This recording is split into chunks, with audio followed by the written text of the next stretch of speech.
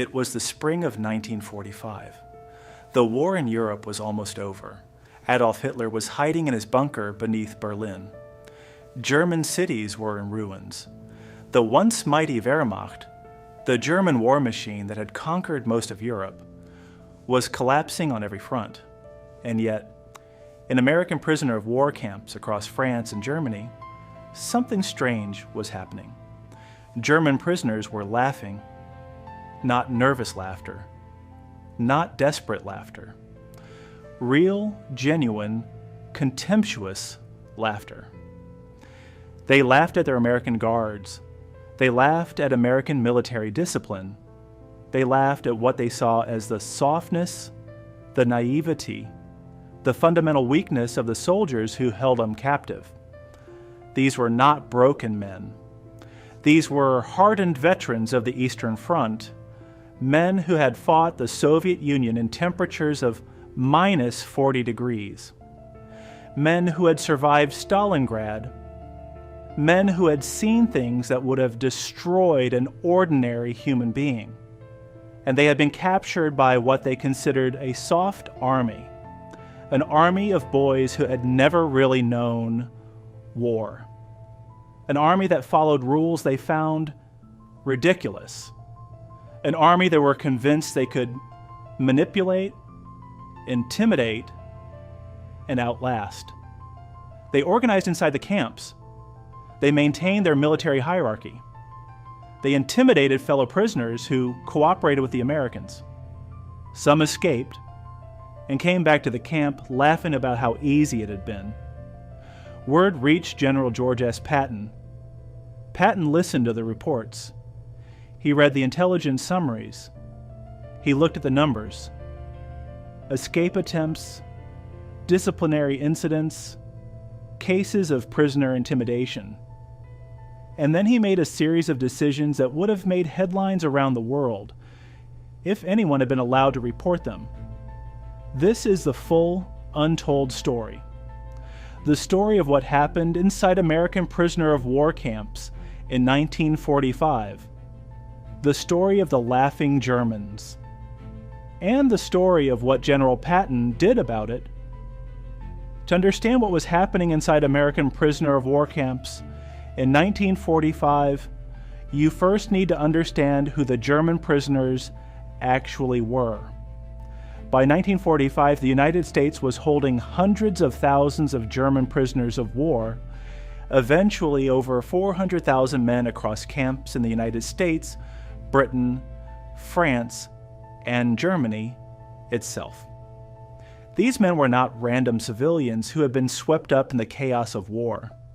They were soldiers, professional soldiers in many cases, men who had been fighting since 1939 or 1940. Men who had served in Poland, France, North Africa, the Soviet Union, Italy, and Normandy. The soldiers who survived 6 years of the most brutal warfare in human history were not ordinary men.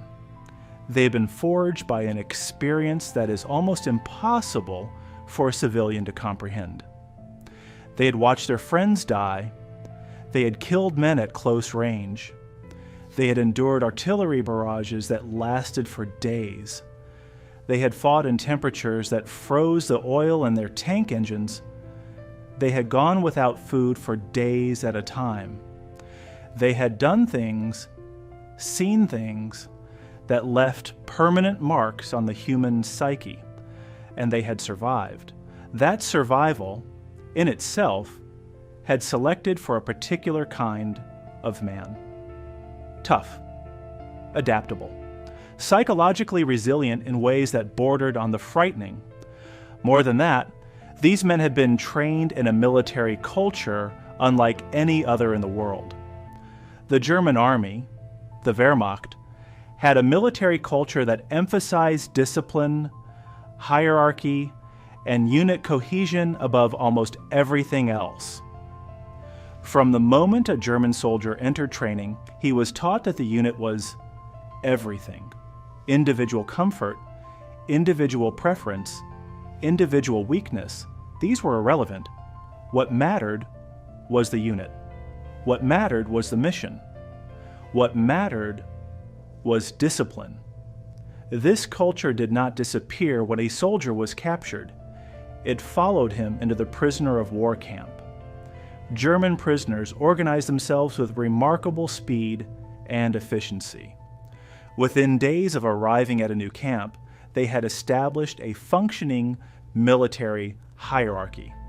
Senior officers commanded junior officers. Junior officers commanded enlisted men. The same chain of command that had existed on the battlefield continued behind the wire. They held morning formations. They conducted physical training. They maintained uniform standards. As much as their circumstances allowed, they ran their own internal disciplinary system, and they did something else, something that American camp commanders found deeply unsettling. They watched.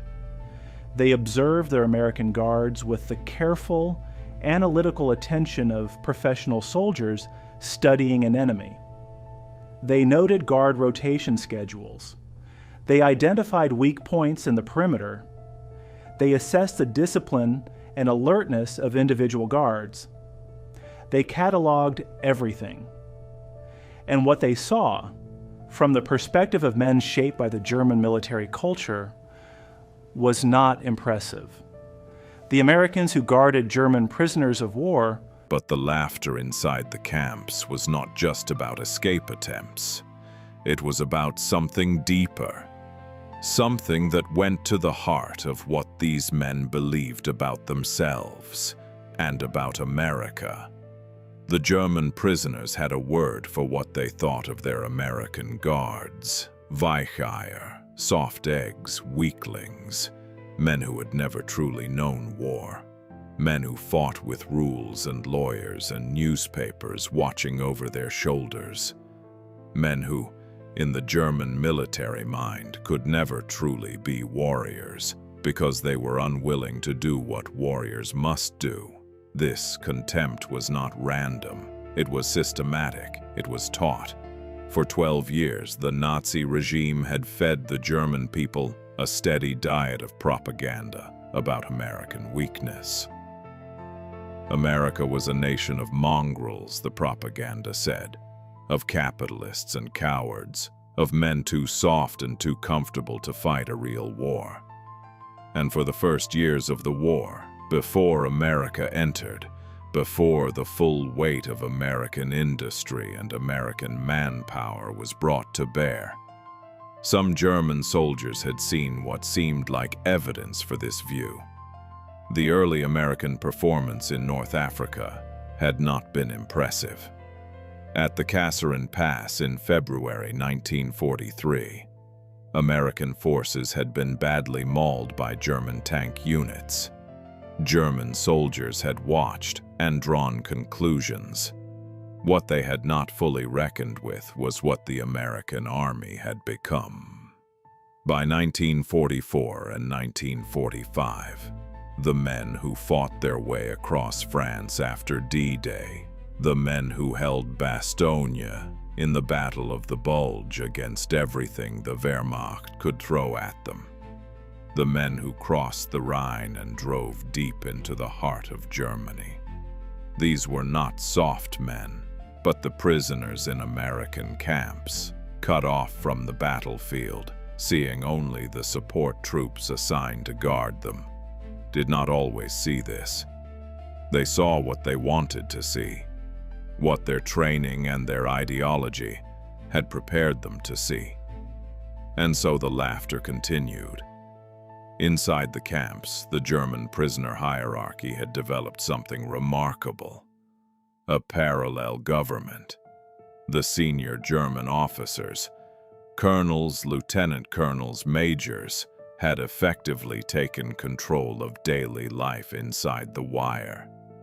They organized work assignments. They controlled the distribution of food and supplies that came through prisoner welfare channels. They ran education programs, teaching languages, mathematics, history, of course, from a particular point of view.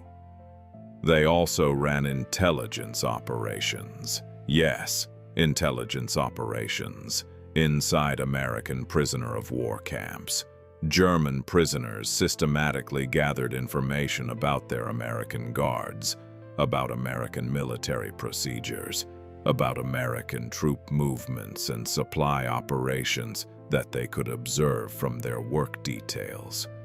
This information was compiled, organized, and, through channels that American counterintelligence was never fully able to identify, passed to German military intelligence.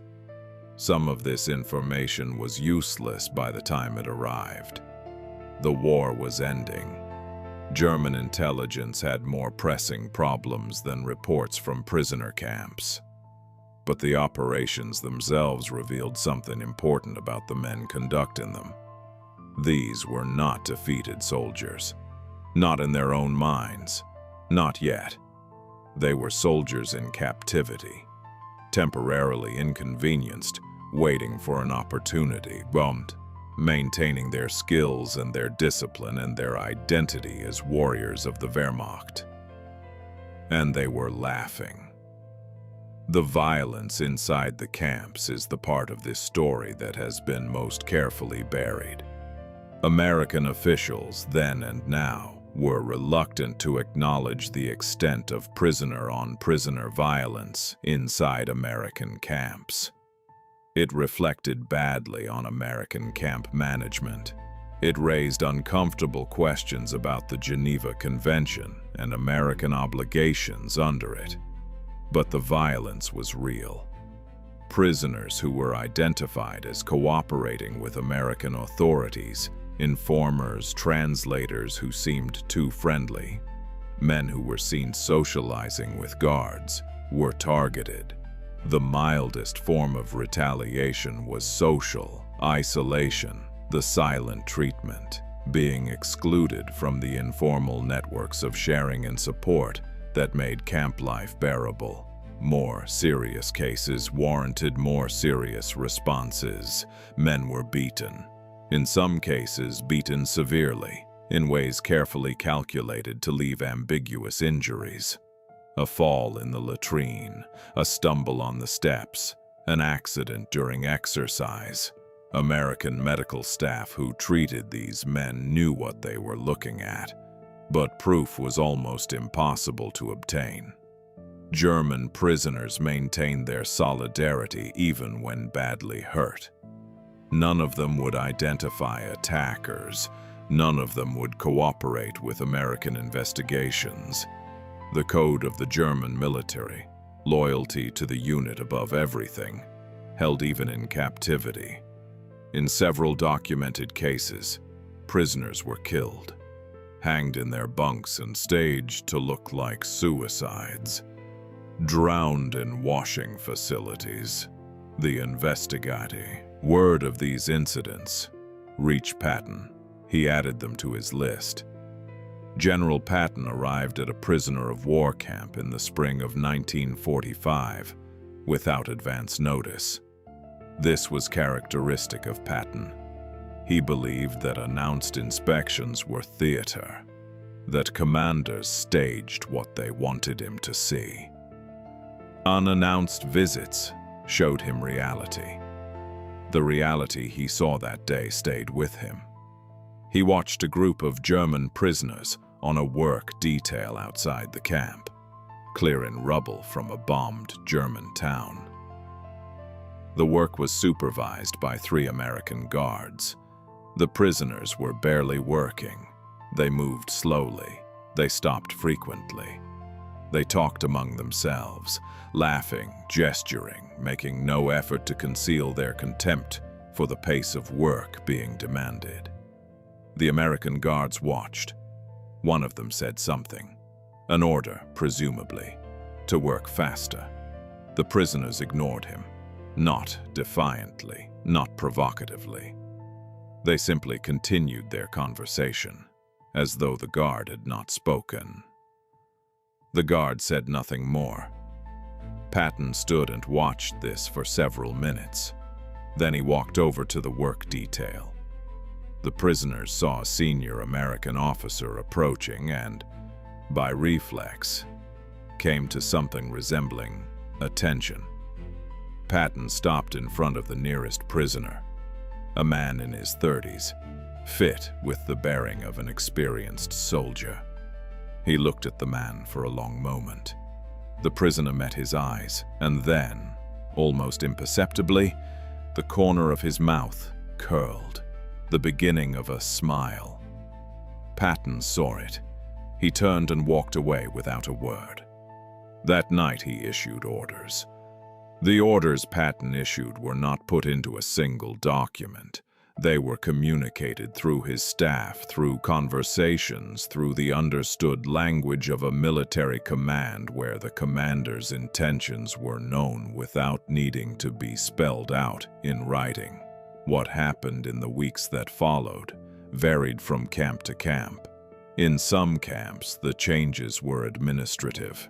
Senior German officers were separated and moved to facilities where they could not maintain control over the general prisoner population. The parallel government that had developed inside the wire was systematically dismantled.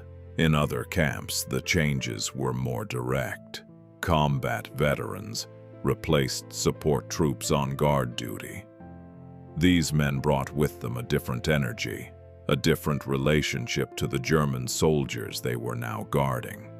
They had fought these men. Some of them had watched friends die at the hands of German soldiers. They were not inclined toward patience or sympathy. The Germans noticed immediately. There is a quality to a combat veteran that is difficult to define, but impossible to miss. Something in the way they carry themselves, the way they assess a situation, the way they respond or don't respond to attempts at intimidation. The German prisoners had spent years developing the ability to read men, to identify weakness, to find the pressure points. They looked at the new guards, and for the first time, in many of them, they found nothing to work with. These men had been in combat. They had been afraid, genuinely, viscerally afraid, and had done their jobs anyway. They had seen death up close. They had lost friends, and they were still here. That was not weakness. That was something the German prisoners recognized. The laughter began to fade. There is a moment, recorded in the memoir of an American officer who served in prisoner administration in 1945, that captures what happened in those weeks. He was making his rounds of the camp one evening when he passed a group of German prisoners sitting outside their barracks in the last of the daylight. A few weeks earlier, he wrote, this group would have been talking, loudly, sometimes laughing, making a performance of their ease and comfort, showing the guards that they were not broken, that they were still themselves.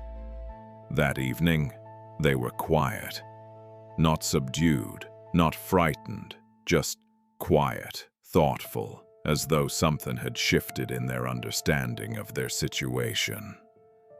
One of the prisoners, a sergeant, a man the officer had had several interactions with and considered one of the more difficult cases in the camp, looked up as the officer passed. They looked at each other for a moment. The officer kept walking. Behind him, he heard the German sergeant say something to his companions, a single sentence in German. The officer's German was good enough to understand it. The sergeant had said, "These ones have been in the war." That was all, but it was enough. The laughter stopped gradually, not all at once, not in every camp simultaneously. But over the weeks following Patton's intervention, the atmosphere in American prisoner of war camps across the region changed. The escape attempts did not stop entirely. Some men continued to try. out of habit or stubbornness or a refusal to accept their situation. But the casual, contemptuous escapes, the ones made as a demonstration, as a performance of superiority, those stopped. The internal prisoner hierarchy continued to function, but with less authority. Senior officers found their control over fellow prisoners increasingly contested by men who were beginning to think about what came after the war, about going home, about survival rather than solidarity. The violence inside the camps decreased, not to zero. Prisoner-on-prisoner violence in any large closed population never reaches zero. But the systematic targeting of cooperators became less common, less organized, less effective. And in the faces of the German prisoners, in the way they held themselves, in the way they interacted with guards, something changed. The contempt did not disappear entirely. Old habits and old beliefs do not vanish overnight, but the laughter, the genuine, confident, contemptuous laughter of men who believed they were superior, that was gone. Years later, decades later, some of the men who had been prisoners in American camps in 1945 wrote about their experiences. They wrote about the food, better than anything many of them had eaten in years of war. They wrote about the medical care, professional, thorough, something that struck many of them as almost impossibly civilized given the circumstances. They wrote about the boredom, the endless, grinding boredom of captivity with nothing to do and nowhere to go. And some of them wrote about the moment when the veterans arrived as guards. One former prisoner, a corporal who had served on the Eastern Front and been captured in France in late 1944, described it this way: "We knew immediately that these men were different. You can always tell a man who has been in real fighting. There is something in the eyes, something that has seen things that cannot be unseen. We had that look ourselves, and when we saw it in the eyes of our new guards, we understood something that we had perhaps known but refused to accept. We had not been captured by weaklings. We had been captured by soldiers. It did not make captivity easier. Nothing made captivity easy, but it changed something, quietly, permanently. Subscribe to Shadow History. Every week, we uncover the stories that time tried to bury. The past never dies, it just gets classified. And perhaps that is the most important lesson of this story. Not the laughter, not Patton's anger, not the combat veterans and their quiet authority. The most important lesson is this: war does not end when the shooting stops. It continues in the minds of the men who fought it, in the prisoner of war camps where defeated soldiers struggled to maintain their identity, in the memories that veterans carried home with them, American and German alike, and never fully spoke about. The men who laughed in those camps in 1945 went home to a Germany that no longer existed. The country they had fought for, the 1,000-year Reich that Hitler had promised, lasted 12 years and ended in total ruin. They rebuilt, slowly, painfully, from the rubble of everything they had believed in. And the Americans who guarded them, the young men from Iowa and Detroit and Georgia who had been laughed at, they went home too, to a country that celebrated them as heroes, that built monuments to them, that called them the greatest generation. Both groups of men grew old, had children, had grandchildren, lived ordinary lives in an ordinary world that had been shaped by the extraordinary things they had done and survived. Most of them never talked about it. The laughter, The camps, what Patton did, what it felt like to be on either side of that wire. They took those memories with them, but the story happened, and now you know it. Subscribe to Shadow History. Every week we find the stories that history tried to forget. The past never dies, it just gets classified.